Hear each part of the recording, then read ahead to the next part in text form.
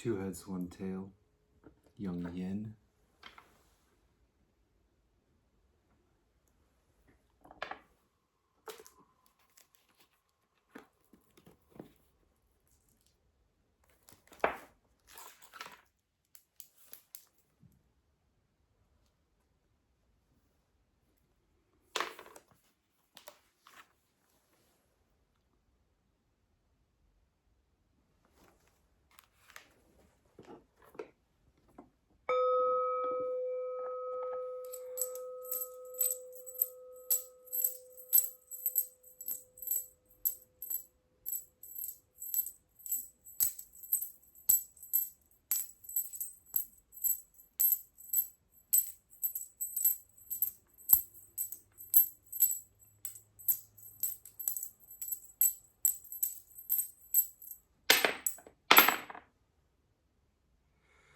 Two tails, one head, Yin Yang.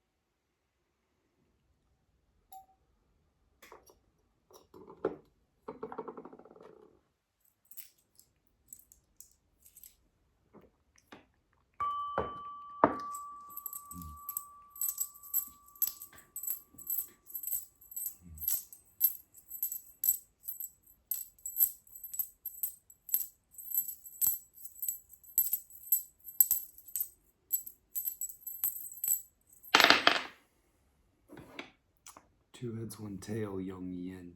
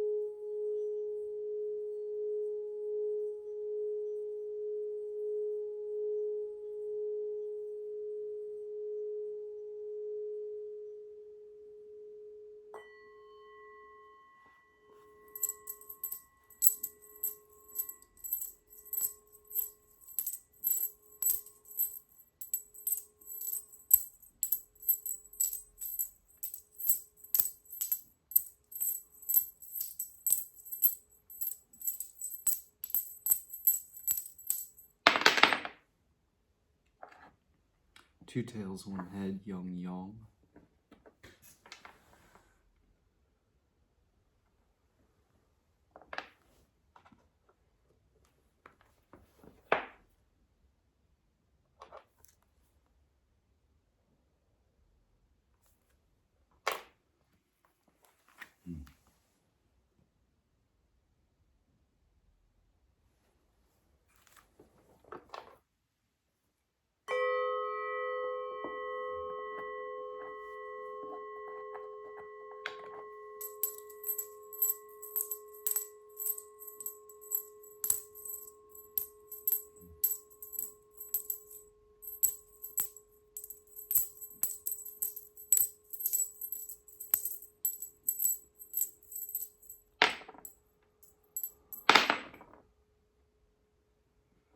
Two heads, one tail, Yang Yin.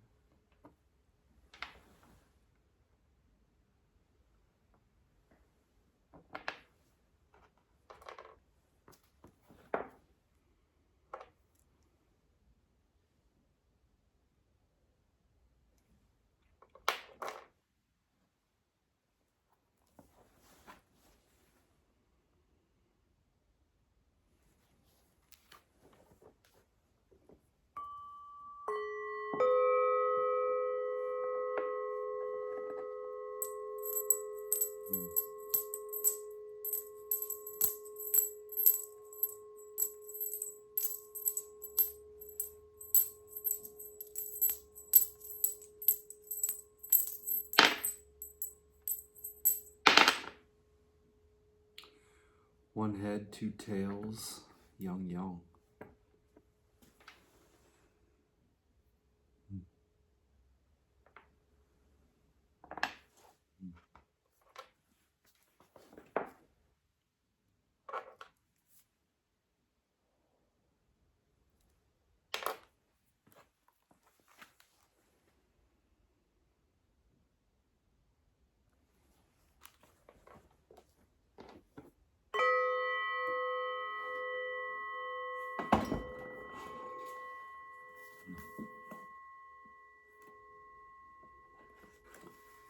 Reading a passage out of Vitality, Energy, Spirit, a Taoist source book.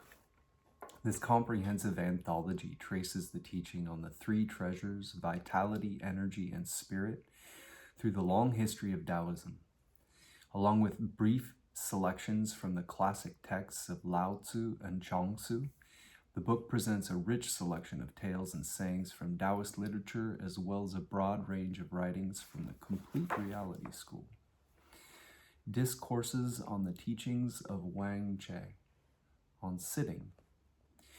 Wang Che, the real human, like multiplied sunlight, said that since your body becomes fatigued when you sit for a long time, it is unreasonable to do this, and it can even cause illness.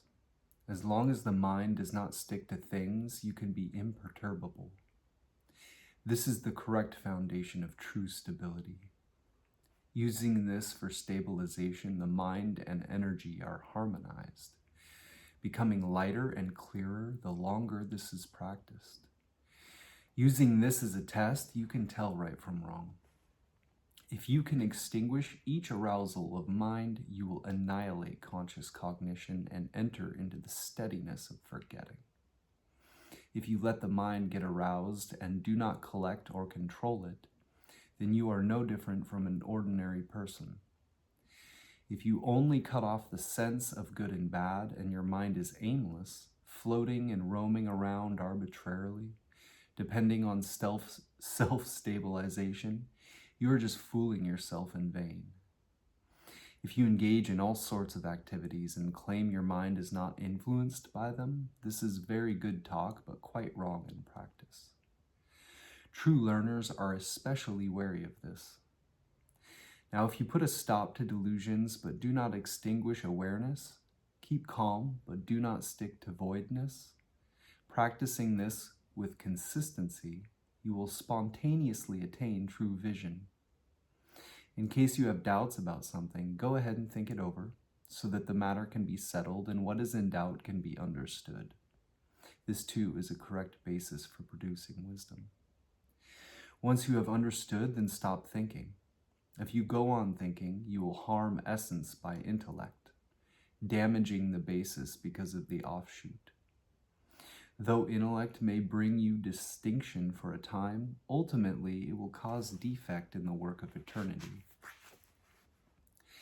All toilsome rambling and random thoughts are to be dismissed as soon as you become aware of them. If you hear slander or praise or anything good or bad, brush it all off right away. Don't take it into your mind. If you take it in, your mind will be full, and there will be no room for the Tao.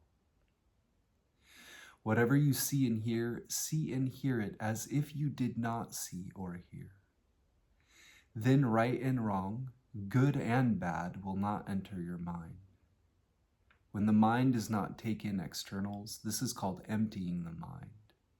When the mind does not pursue externals, this is called pacifying the mind.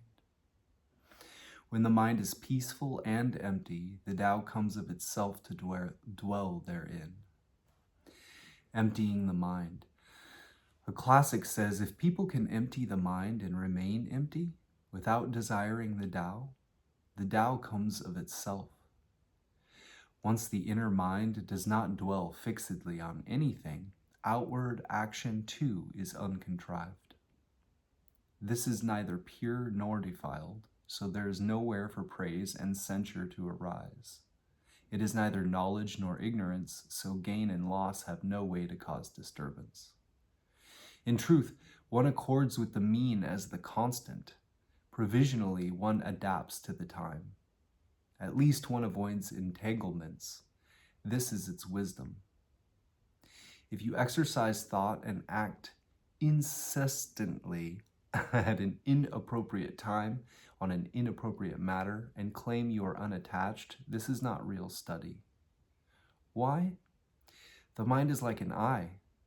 If even a tiny hair gets in an eye, the eye is uncomfortable. Similarly, if even a small matter concerns the mind will be disturbed.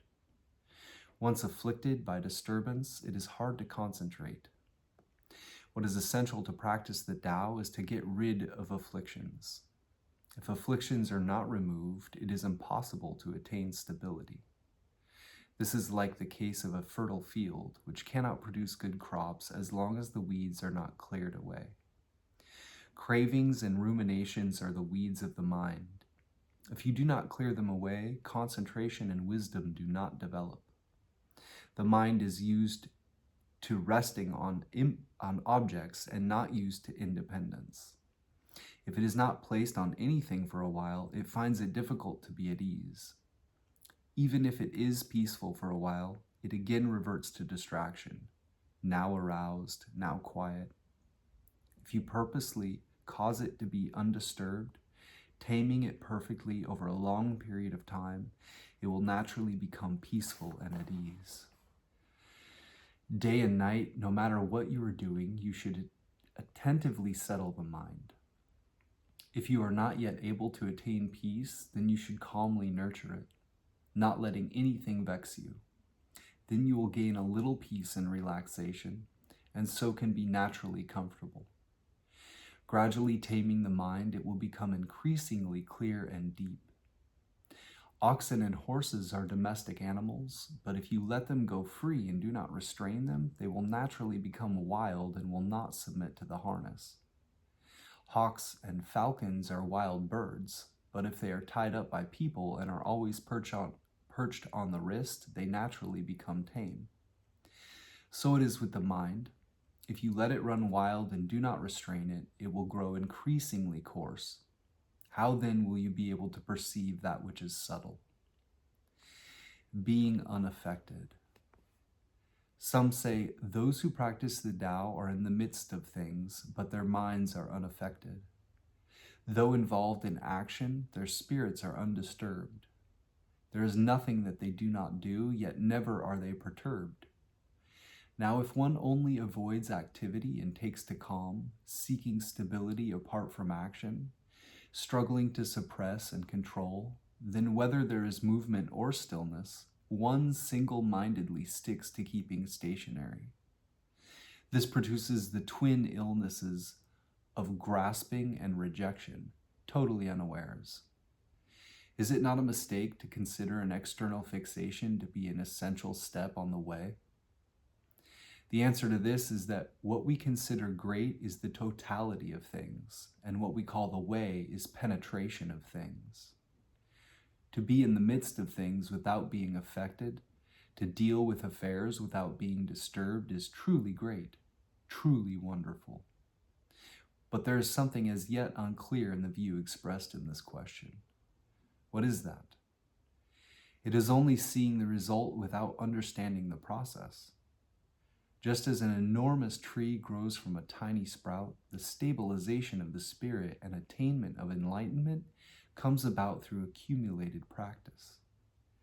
It is useless to speak only of the qualities of sages without knowing why they have such qualities.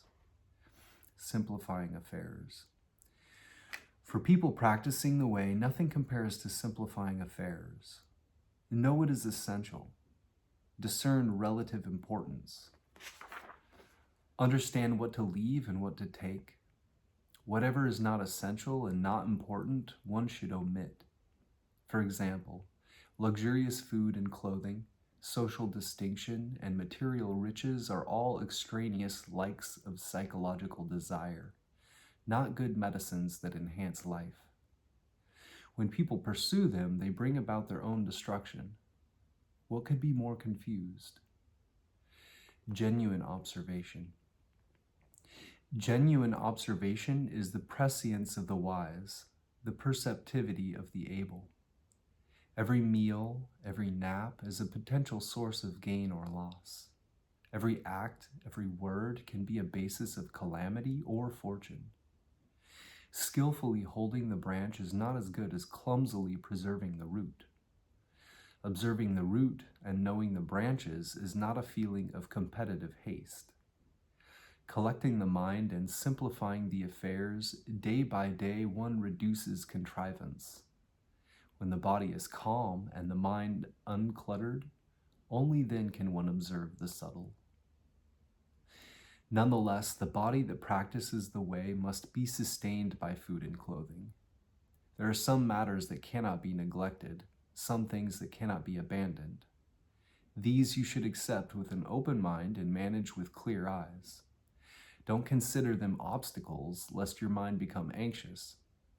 If you become vexed and anxious over things, mental illness has already acted up. How could that be called peace of mind? Social relations and the necessities of life are a boat for us. If we want to cross the sea, we need the aid of a boat. How could we neglect food and clothing before we have yet crossed over?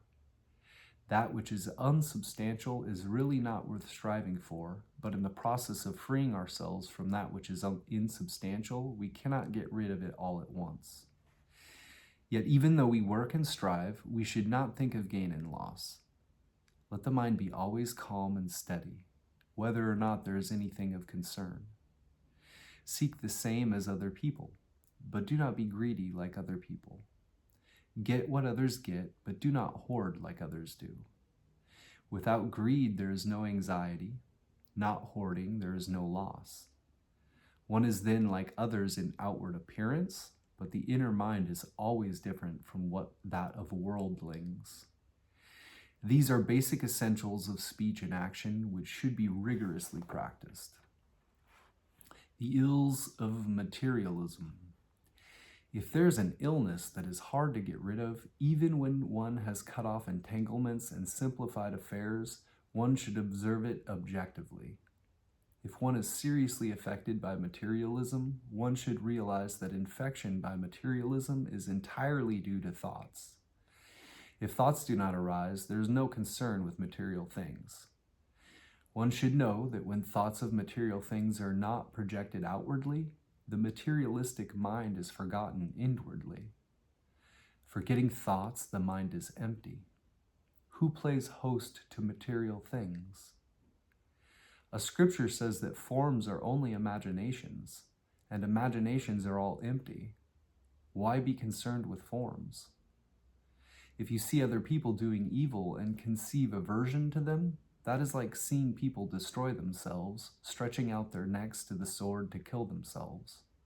They are doing evil on their own, and it is no business of yours, so why detest them? This is one's own mental illness. Not only should you not detest those who do evil, you should dislike those who do good. Why? Because they are obstructing the way. One's deeds are done by oneself, but destiny is bestowed by heaven. The relation of deeds to destiny is like shadows and echoes following form and sound. What is unavoidable should not be resented. Only the wise accurately perceive and accurately know this. They are pleased with heaven and aware of destiny. Therefore, they do not grieve over the miseries of poverty and sickness. A classic says, heaven and earth cannot change their operation. Yin and yang cannot avert their misfortunes. In these terms, this is true destiny. How can we resent it? When a valiant warrior encounters brigands, he charges ahead, brandishing his sword, routing the enemy. Once his achievement is accomplished, his rewards last all his life. Now when poverty and illness afflict our bodies, they are brigands. To immediately straighten the mind is to be a valiant warrior. When the burden of mental affliction is dispelled, this is victory in battle. Tranquility and eternal happiness are the rewards. Whenever painful things oppress our minds, if we do not oppose them, we will become burdened with anxiety. This is like someone who does not do battle with brigands, but turns tail and runs, only to be punished for flight. To give up happiness and take to misery, how can this be pitied? If you are afflicted by poverty and illness, consider this pain to proceed from having a body. Where can affliction abide? As a classic says, when I have no body, how can I have any affliction? Great stability. Great stability is the consummation of leaving mundanity, the elementary foundation of arrival at the Tao, the accomplishment of cultivation of tranquility, the completion of maintaining calm. The body is like a dead tree, the mind is like dead ashes, neither grasping nor rejecting. It is the arrival of utter quiescence. There is no consciousness of stabilization, yet there is total stability. Therefore, it is called great stability. Chuang Tzu said, those whose abode is great stability emanate the light of heaven. The abode is the mind. The light of heaven is wisdom.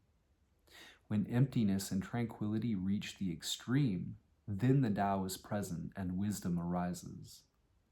Wisdom comes from fundamental essence and is not a personal possession. Therefore, it is called the light of heaven. It is due to pollution and confusion by greed and craving that people become dull and muddled. When people are confused, wisdom does not arise. Once wisdom has arisen, one should treasure it and not let intellectualism damage stability. It is not that it is hard to produce wisdom. What is hard is to have wisdom but not use it. Since ancient times, there have been many people who have forgotten their bodies, but few who have forgotten their names. To have wisdom but not use it is to forget one's name. Few people in the world reach this, so it is considered difficult. If the highly placed can avoid arrogance and the wealthy can avoid extravagance, this is considered freedom from vulgar faults, and is a way to preserve nobility and wealth. If one is stable and does not stir, is wise but does not use it, one thereby attains profound experience of true eternity. Chuang Tzu said, to know the Tao is easy, not to speak of it is hard. To know but not say is that whereby one becomes divine. To know and speak of it is that whereby one becomes human. People of old were divine, not human. He also said, those who cultivate the Tao in ancient times used calmness to nurture knowledge. Knowledge arose in them, but they didn't make anything of it. This is called using knowledge to nurture calm. Knowledge and calm nurture each other and emerge from the fundamental essence in harmony with universal principle. Calmness and knowledge are stability and wisdom. Harmony and universal principle are the Tao and its power. Having knowledge but not using it, one is peaceful and calm. When this builds up for a long time, it spontaneously develops one's Tao power. One will naturally reach a point where one is not startled even by thunder and lightning so powerful as to split a mountain, not frightened even by swords clashing right in front of one's face. One sees fame and fortune are fleeting and knows the cycle of birth and death is like a running sore. If the will is exercised undividedly, then it solidifies the spirit. The intangible subtlety of the mind will be inconceivable.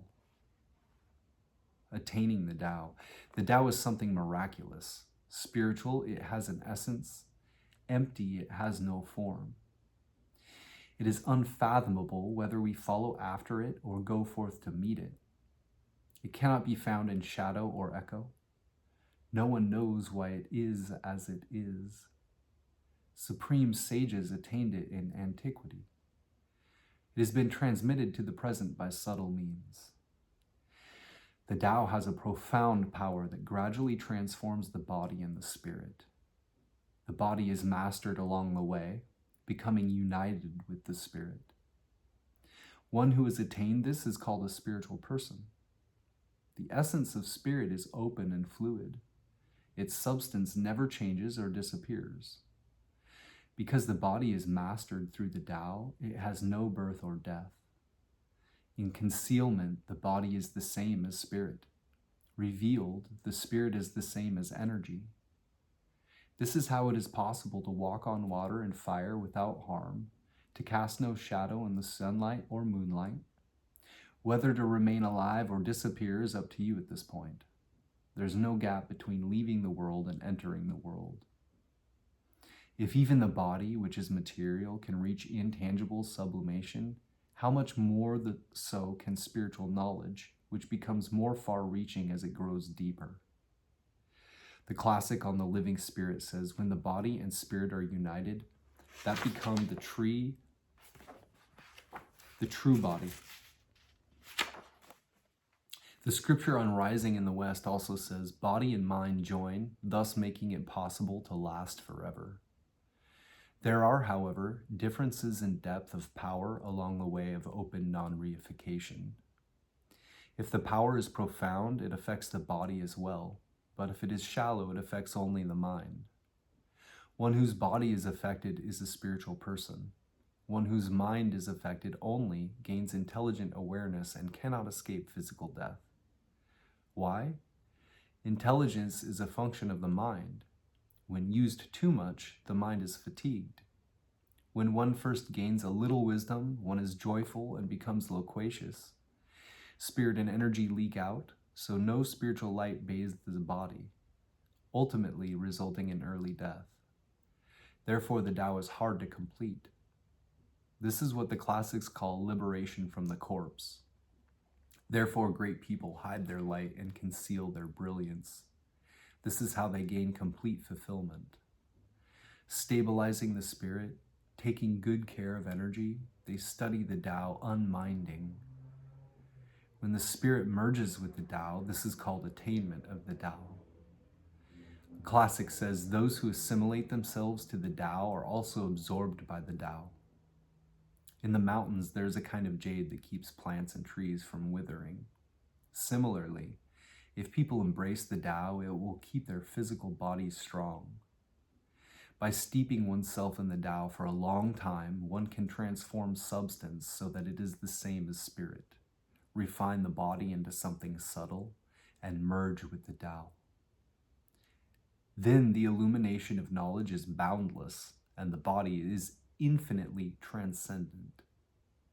One makes the totality of matter and emptiness one's function. One sets aside creation in achieving realization. One adapts from reality without convention. This is the power of the Tao.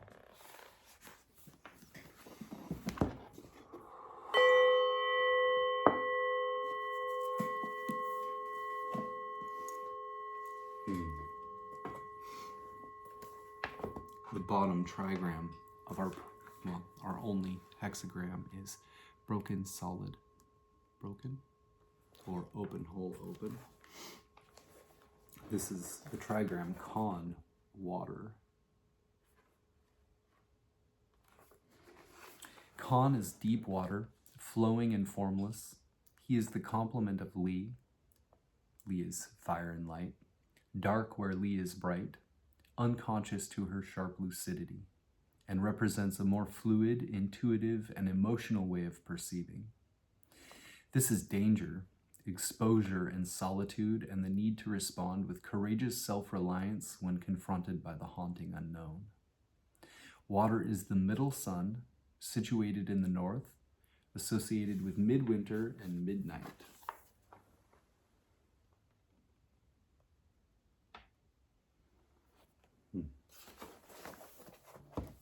Our top or outer trigram of our hexagram is solid, broken, solid, or whole, open, whole.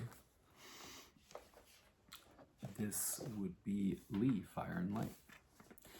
Li is fire and light, both inner and outer. As an inner light, she is consciousness at its most lucid and unclouded. holding things together in the mind, perceiving their differences and connections, and discerning the underlying patterns of relationship.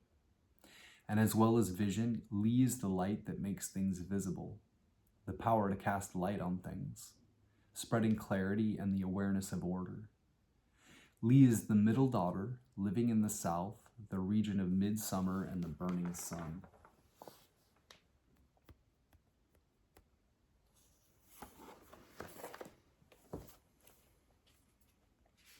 Li, fire and light above Kan, water, gives us the hexagram 64.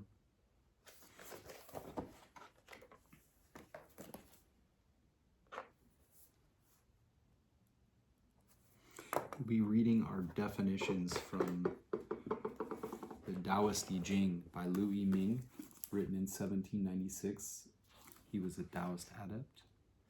Hexagram 64, he calls unsettled, refining the self, repelling mundanity, waiting for the time to restore the primordial celestial positivity.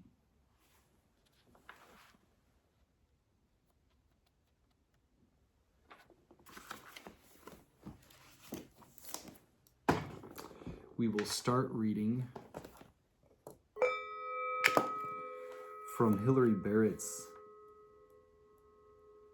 I Ching commentary called Walking Your Path, Creating Your Future. It's a nice beginner's I Ching commentary. Highly recommend it for anyone wanting to start reading I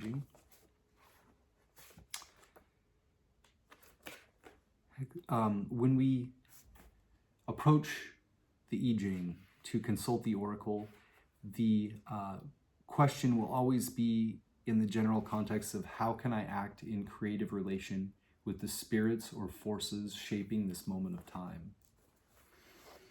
We only have one hexagram because we had no changing lines, and so our one hexagram is highly emphasized. 64, she calls not yet a cross. Key questions: how to prepare for the crossing? How will you know when it's time? Oracle, not yet across, creating success. The small fox, almost across, soaks its tail. No direction bears fruit. Cool picture of the fox. Here at the very end of the I Ching, nothing is settled or complete. Everything is in flux. A wise fox will only attempt to cross when there is solid ice on the river, and then pick his way over carefully, every sense alert. If he sets out when the conditions are not right, he won't be able to complete the crossing. He'll be shamed and stranded at best, and he may be altogether sunk. For a small fox on drifting ice in midstream, there is no useful direction. When you are not yet across, you may be hesitating on the verge of a transition, trying to tell whether it's safe to commit yourself. It's time to use the skills of a wise fox. Image. Fire dwells above stream, not yet across. A noble one carefully differentiates between things, so each finds its place. There is fire and there is water, the right elements to cook with, but in the wrong places relative to one another. The next task is to find better places for things so they can work together coherently. A noble one uses the qualities of fire above and stream below, a careful, respectful awareness of the undercurrents, like the acute eyes and ears of the fox, attuned to the river's flow beneath the ice. She will develop her understanding of how the different elements and processes in a complex situation fit together and find ways for people to relate more harmoniously. Sequence. Not yet across follows from hexagram 63, already across. Things cannot be finished, and so not yet across follows, and so the completion. While there's life, there's change, and no transition can be the end. Everything is in place, and then nothing is in place. You arrive, yet you have barely begun. All that completes is the cycle itself.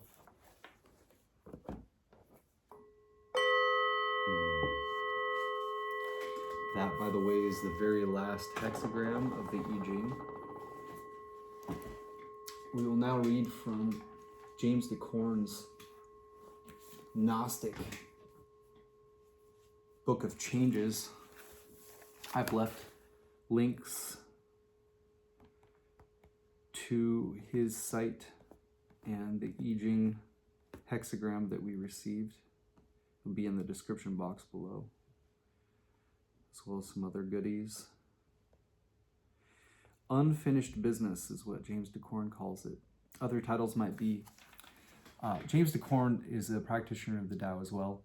He's also left really helpful quotes from things like the Kabbalion and from the Kabbalah and all kinds of stuff. So Western mysticism as well. Other titles: Before Completion, the symbol of what is not yet past, not yet forwarding, not yet completed, tasks yet to be completed, not yet, yet to be, before the end, mission yet unaccomplished, a state of transition. He synthesizes several different I Ching commentaries in this. Judgment, leg. Unfinished business suggests successful progress, but if the young fox that has nearly crossed the stream gets his tail wet, there will be no advantage. Wilhelm/Baines, before completion, success, but if the little fox, after nearly completing the crossing, gets his tail in the water, there is nothing that would further.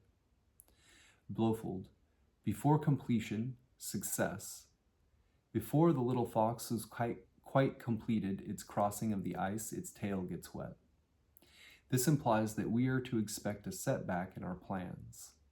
No goal or destination is favorable now.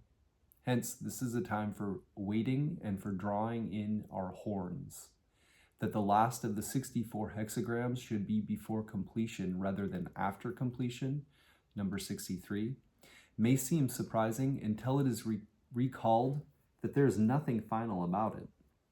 The cycle of change continues, passing from hexagram number 64 on to the first hexagram, and so on eternally. Lu, before completion, success. A young fox almost across wets his tail in the water. Nothing benefits. Ritzema/Karcher, not yet fording, growing. The small fox, a muddy ford, soaking one's tail, without direction, harvesting.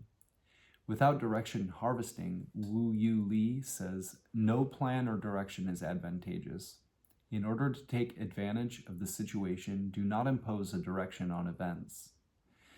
This hexagram describes your situation in terms of being on the edge of an important change of situation.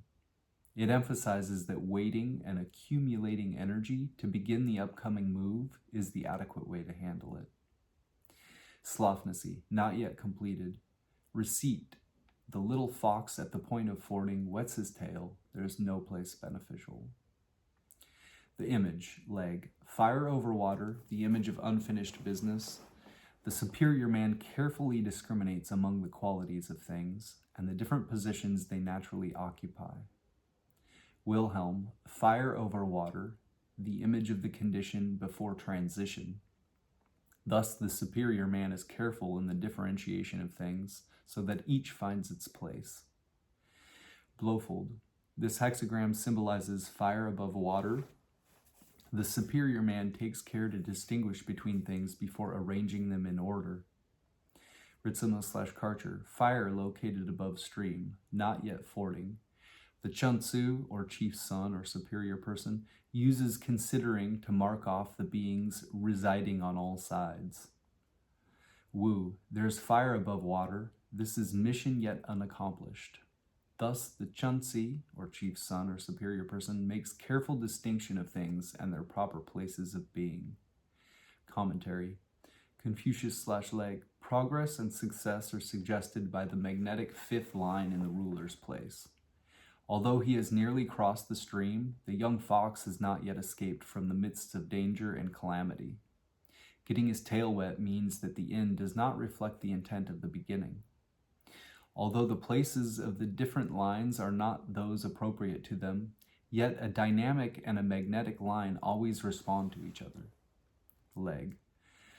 Unfinished business is the reverse of completion. It means that the successful accomplishment of the matter at hand has not yet been realized. The crossing of the great stream is as yet incomplete. Some have wished that the I Ching might have concluded with completion, and the last hexagram have left us with the picture of human affairs all brought to good order. But this would not have been in harmony with the idea of change. Again and again it has been pointed out that we find in the book no idea of a perfect and abiding state. Just as the seasons of the year change and pursue an ever-reoccurring round, so it is with the phases of society. The reign of order has peaked and declined, and this hexagram calls us to renew the struggle to make things right again. It deals with the conduct necessary to secure this result.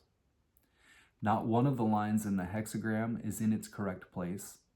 All the dynamic lines are in the magnetic places, and the magnetic lines are in the dynamic places. At the same time, each of them has a proper correlate, so there is the possibility of some progress. The symbol of the fox suggests a want of caution on the part of those who try to remedy prevailing disorders. They are unsuccessful and thereby get themselves into trouble. Line 2 represents this state of mind. He is dynamic in a magnetic place in the center of the trigram of peril. He is restless and attracted by his magnetic correlate in the 5th place. He will be incautious in taking action. The outcome of the issue will be different than what was intended at the beginning. The trigram of water is below and fire above, showing how the two principles cannot act on each other profitably. This symbolizes the unregulated condition of general affairs now prevailing. Notes and paraphrases. Judgment. Although many achievements fuel our growth, the ego is only the facilitator, not the doer. To ignore this truth creates negative consequences. Don't destroy the work. The superior man critically examines the situation and rechecks his priorities. This hexagram represents the time before the climax of a cycle, just as the preceding figure symbolizes the time after the climax, and hence the transition to a new beginning. The work is by no means almost over. The lines all match as correlates, but every one of them unites upside down, so to speak. Turn the hexagram over, and then they are in perfect correlation. 4:44 a.m. What the superior man discriminates among the qualities of things and the different positions they naturally occupy means that he knows that the correct positions of the lines, the ones they naturally occupy, are as in hexagram number 63, not this one. This backward correlation of lines is arguably a fair image of the relationship of thoughts and feelings in the average human psyche. The stresses of life are what eventually break up these mismatched correlates through endless cycles of stimulus and response until they finally all unite correctly in the hypothetical completion of the great work. That this is an ideal rather than a humanly attainable goal is suggested in this quote from Shaoyong. The principle of the way finds its full development in heaven, the principle of heaven in earth, the principle of earth in the myriad things, and that of the myriad things in man. One who knows how the principles of heaven, earth, and all things find their full development in man can give full development to his people. For all practical purposes, it is wisest to aspire to attainable completions and realize that the work's full development is the self's, not the ego's responsibility. A quote from Jung in the Tavistock Lectures. To strive for perfection is a high ideal, but I say, fulfill something you are able to fulfill rather than run after what you will never achieve. Nobody is perfect. Remember the saying, none is good but God alone, in Luke 18:19, and nobody can be. It is an illusion. We can modestly strive to fulfill ourselves and to be as complete human beings as possible, and that will give us trouble enough. The judgment suggests that before any climax or resolution, there may still exist an indeterminate amount of free choice to influence the outcome. Only the specific circumstances can suggest how much or how little. As always, the choices are defined within the structure of the situation.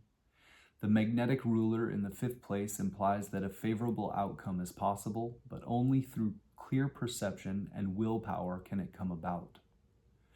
The conditional interpretation, boldface italics added, in both Legs and Wilhelm's translation of the judgment is necessary for its text to make sense. Note that Ritzema's/Karcher's define without direction harvesting as no plan or direction is advantageous. In order to take advantage of the situation, do not impose a direction on events. This is a common oracle response and sharpens the meaning here. Line 1 depicts the negative consequences of ignoring the judgment's explicit message.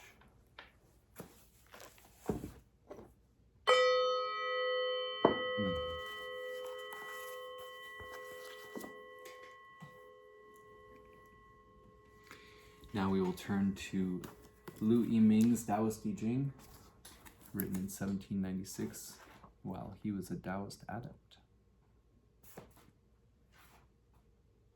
And Thomas Cleary has translated this. Chapter 64, or Hexagram 64, Unsettled. Being as yet unsettled is developmental. A small fox, having nearly crossed the river, gets its tail wet. Does not succeed. Explanation. Unsettled means yin and yang are not yet settled. As to the qualities of the hexagram, below is water, a pitfall, and above is fire, bright. Bright on the outside while dark on the inside, causing downfall by brightness, producing brightness because of danger. Yin and yang are awry and do not correspond, so it is called unsettled. This hexagram represents refining the self and repelling yin, waiting for the appropriate time with suppressed yang.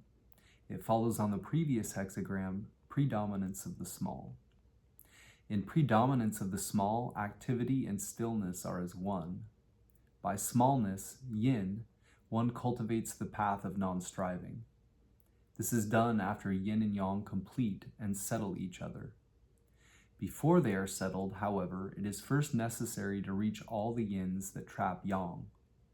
Only after that does true yin manifest and true yang return. So yin and yang balance each other and the gold elixir crystallizes. This is why the work that involves striving, refining the self, and waiting for the time is important. Once people reach the age of 16, heaven and earth commingle. The yang in the middle of heaven enters the palace of earth, so earth is filled and becomes water. The yin in the middle of earth enters the palace of heaven, so heaven is hollowed out and becomes fire. Shows the hexagrams. What that looks like.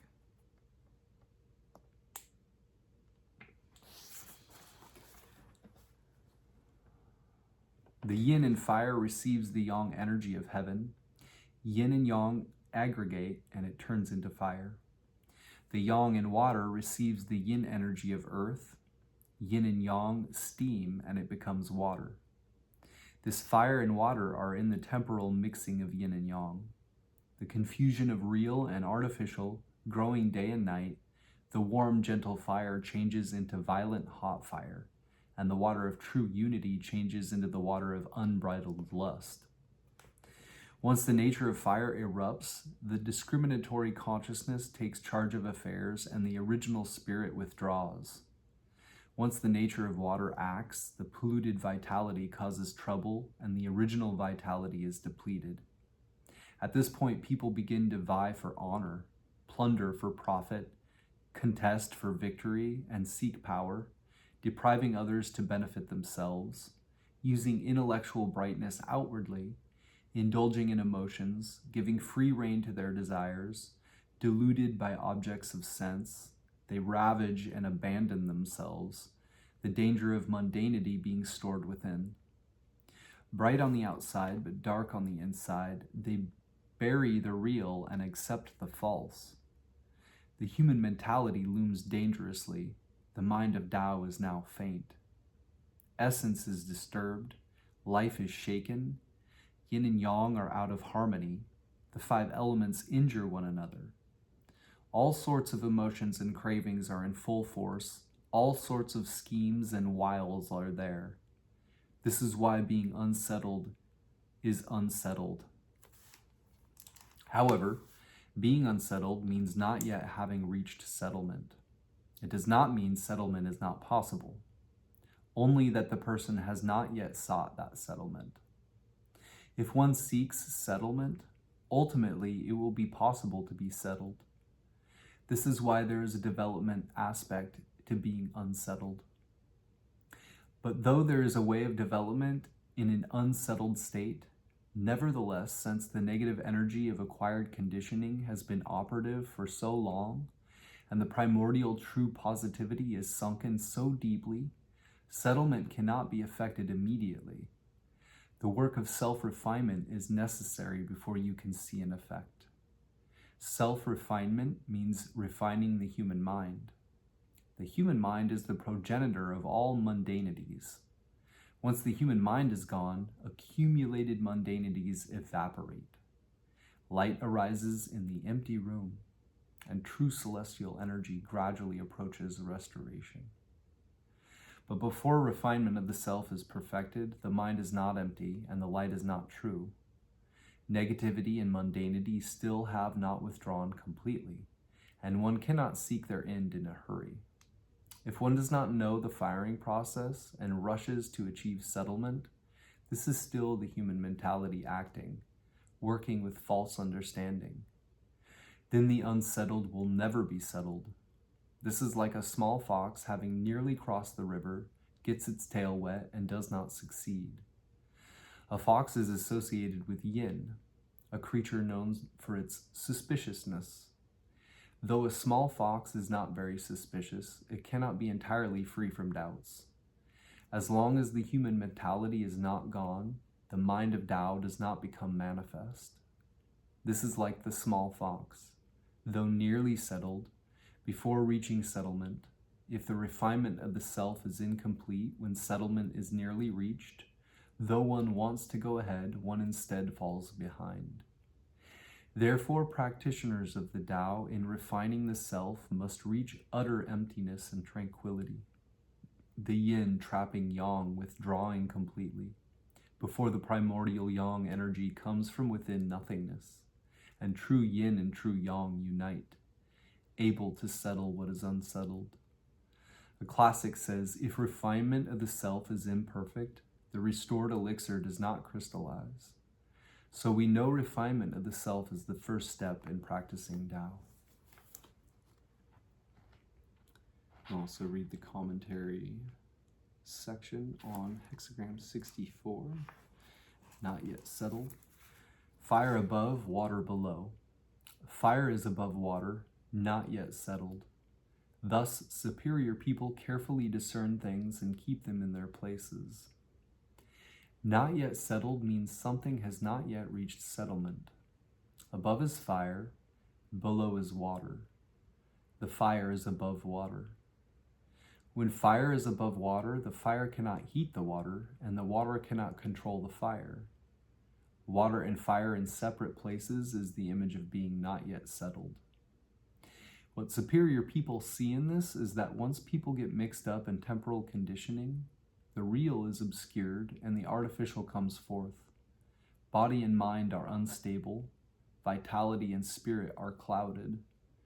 Volatility erupts and greed arises. Taking misery for pleasure, they go to any lengths and become extremely unsettled. Nevertheless, sages have a way of restoring the primordial within the temporal. It is just that people have never thought of this settlement. If they wanted this settlement, they would be capable of settlement. Therefore, superior people carefully discern things and keep them in their places. Things here means the primordial and the temporal, the real and false, earthly and celestial. Place means where these things abide. Carefully discerning whether things are real or false, it is necessary to be perfectly clear in mind, with genuine knowledge and perception, free from any doubt or confusion whatsoever. This is the work of investigating things to produce knowledge. In respect to the reality or falsehood of things, keeping them in their places, so that the real is recognized as real and the false is recognized as false, and the two are not mixed up, is the science of rectifying the mind and making the intent sincere. When one discerns things and understands truth, and also keeps things in their place and does not act recklessly, the mundane and the celestial are not mixed up, the real and the false are distinguished. Then there is settlement in the midst of the unsettled. This is like water conveying moisture and fire conveying heat, each accomplishing what it can accomplish, each on a separate path. The primordial is that whereby the real body is made. The temporal is that whereby the phantasmic body is made. Before the primordial and temporal are settled, the mundane and the celestial are mixed up. The real and the false are confused. If one can distinguish the real from the false, one will know the places of the primordial and the temporal. The temporal has its place in the temporal, which is clearly obvious. One should not mistake something temporal for something primordial and forcibly seek settlement. The words carefully discern have a most profound meaning. Discernment requires investigation and penetration of every subtlety, without any carelessness allowed. This is particularly so because the primordial and the temporal are so close that it is easy to mistake them.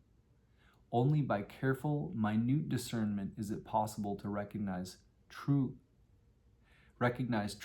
and know clearly that each has its place. When one knows that each has its place, then one can keep each one in its place. When one can keep each in its place, then the primordial can be preserved and temporal conditioning will not act up. Then the unsettled can be settled. The true earthly and the true celestial can join. Water and fire commingle and the spiritual embryo forms. The reasons the sages put the hexagram not yet settled at the end was so that when people are not yet settled, they will investigate the truth and hasten to seek settlement.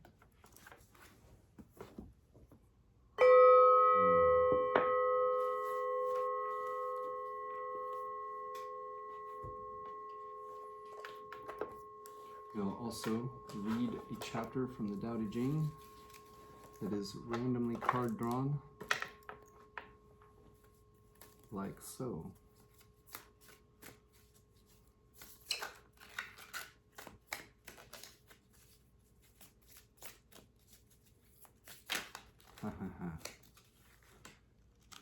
Two cards, 21 and 51.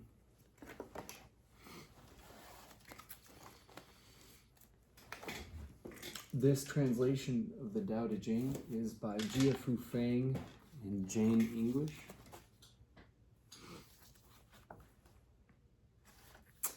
Chapter 51. Turned right to it. All things arise from Tao. They are nourished by virtue. They are formed from matter. They are shaped by environment. Thus the 10,000 things all respect Tao and honor virtue. Respect of Tao and honor of virtue are not demanded, but they are in the nature of things. Therefore all things arise from Tao. By virtue they are nourished, developed, cared for, sheltered, comforted, grown and protected, creating without claiming, doing without taking credit, guiding without interfering. This is primal virtue.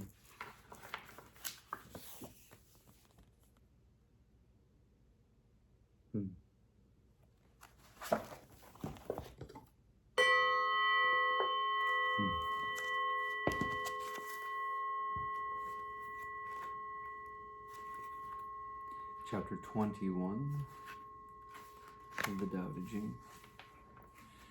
The greatest virtue is to follow Tao and Tao alone. The Tao is elusive and intangible. Oh, it is intangible and elusive, and yet within is image. Oh, it is elusive and intangible, and yet within is form. Oh, it is dim and dark, and yet within is essence. This essence is very real, and therein lies faith. From the very beginning until now, its name has never been forgotten. Thus I perceive the creation. How do I know the ways of creation? Because of this.